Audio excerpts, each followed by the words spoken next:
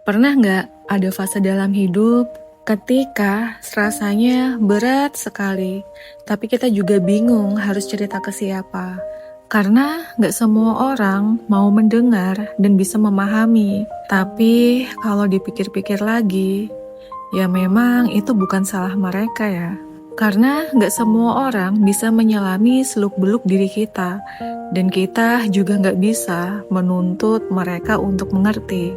Endingnya tetap aja ya, apa yang kita rasakan itu tanggung jawab kita sendiri untuk kita selesaikan. Banyak orang juga pernah merasakan ya, ada di fase ini. Ya ganti-gantian aja sih saat kita merasa nggak ada orang di sekitar kita yang bisa ngerti dan paham kita. Toh di satu momen mereka juga ngerasa nggak ada yang bisa mengerti mereka. Manusia itu di fase sedang rapuh memang punya kebutuhan agar perasaannya bisa divalidasi, dan itu nggak salah juga. Karena siapapun yang ada di fase sulit, ya mereka juga butuh tempat buat bersandar. Hanya saja kita nggak bisa menaruh ekspektasi ini ke orang lain. Karena kalau feedbacknya nggak sesuai dengan apa yang kita harapkan, ya kita yang bakal kecewa sendiri endingnya. Dan manusia itu terbagi jadi dua tipe ya. Ada yang memilih memendam, diam, bukan karena nggak bisa cerita, tapi karena nggak tahu bagaimana menjelaskan apa yang sedang dia rasakan. Dan tipe seperti ini lebih banyak dirasakan oleh laki-laki. Kalau laki-laki yang lagi ada masalah, biasanya mereka lebih milih diam, milih mendam, daripada terbuka untuk cerita. Dan hal ini beda sama perempuan. Kalau perempuan yang lagi ada masalah, lagi galau, lagi dilema, biasanya mereka itu paling susah ya mendem sendirian. Pasti nggak lama mereka cari teman curhat. Dan perempuan itu nggak terlalu takut ya berbagi sisi rentan ke orang terdekat. Dan ini berbeda sama laki-laki. Tapi bahkan aku ya sebagai perempuan, saat aku membuka sisi rentanku ke orang sekitar, bukan berarti nggak ada resikonya juga teman-teman. Semakin bertambahnya usia, aku pun mulai sadar ya, ternyata nggak semua cerita menemukan tempat yang tepat. Ada yang mendengarkan, tapi sebenarnya sedang membandingkan masalah kita dengan masalah mereka.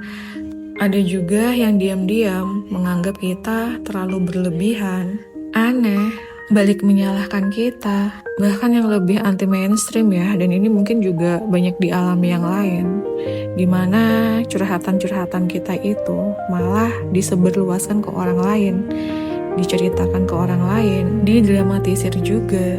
Bahkan ada juga yang di depan kita itu seolah kelihatannya peduli, tapi saat dia tahu kita sedang ketimpa masalah, mereka itu mendengarnya justru ngerasa lega, merasa senang, bertepuk tangan atas masalah kita. Dan ya, nggak semua orang itu bisa punya keberuntungan dikelilingi relasi-relasi yang solid ya. Walaupun kita bisa ngerasa orang di sekitar kita itu baik secara permukaan, tapi kita tetap nggak pernah tahu isi hati mereka.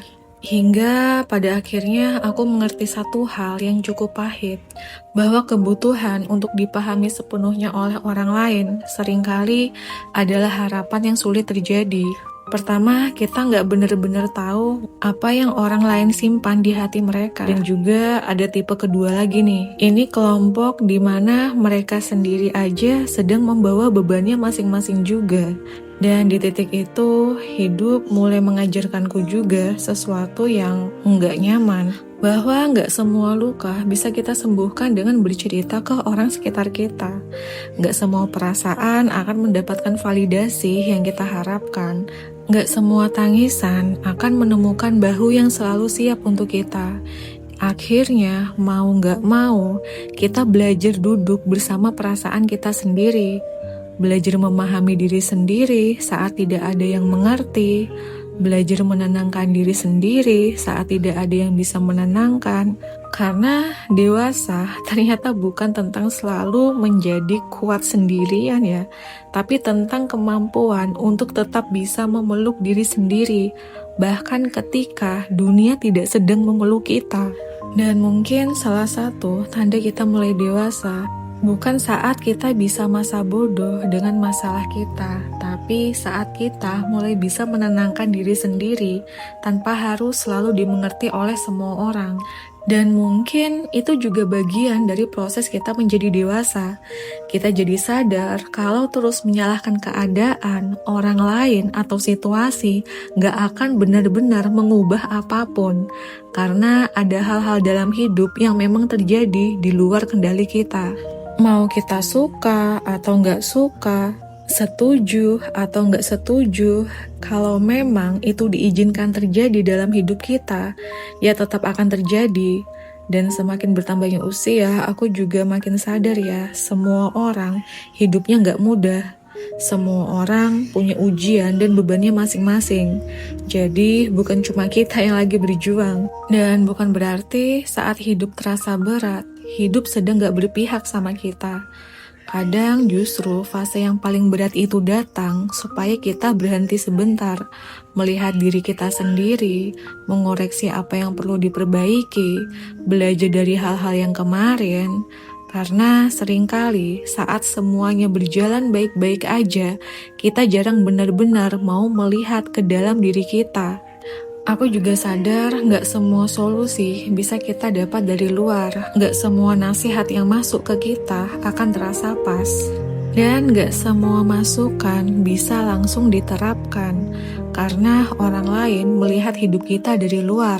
Sedangkan yang benar-benar menjalani hidup ini, kita sendiri. Pada akhirnya, situasi ini mengajarkanku untuk bisa lebih mandiri ya secara emosi. Dan saat keadaanku terasa runyam, yang kulakukan adalah menghabiskan waktu untuk diri sendiri, teman-teman. Dan itu bukan untuk meratapi keadaan ya, tapi supaya aku bisa berpikir jernih.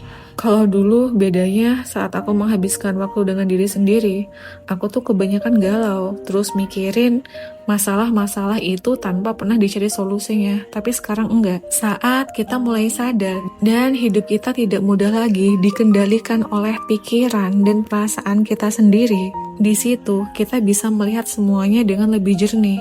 Sehingga kita lebih mudah untuk mendapatkan solusi untuk diri kita sendiri. Karena kalau kita masih berkutat dengan sibuk mengeluh, menyalahkan keadaan, atau berharap hidup berubah duluan, biasanya ya kepala kita malah makin penuh dan makin susah melihat jalan keluarnya. Tapi di samping sisi, saat kita mulai menerima kenyataan bahwa hidup memang sedang seperti ini, pikiran kita akan jauh lebih tenang, dan dari situ biasanya kita jadi lebih mudah melihat langkah berikutnya. Mungkin gak langsung selesai, dan mungkin masalahnya juga masih ada, tapi setidaknya kita gak lagi berperang dengan keadaan. Dan mungkin salah satu pelajaran yang diam-diam sedang diajarkan hidup ke kita adalah bahwa gak semua jawaban harus datang dari luar. Kadang hidup cuma lagi ingetin kita kalau ternyata kita juga punya kemampuan untuk menolong diri kita sendiri. Dan dari situ aku seiring waktu ya mulai melihat masa-masa sulit dengan cara yang sedikit berbeda. Kalau dulu aku melihat ujian sebagai beban, dan saat ini aku mulai menerima bahwa ujian memang fase yang harus dilewati oleh banyak orang di luar sana. Termaksud kalian-kalian yang lagi menonton video ini. Kita harus bisa menerima bahwa hidup ini kita nggak bisa melawan realitas yang sudah ditetapkan. Walaupun awalnya kita pasti akan jatuh ya saat ujian itu datang.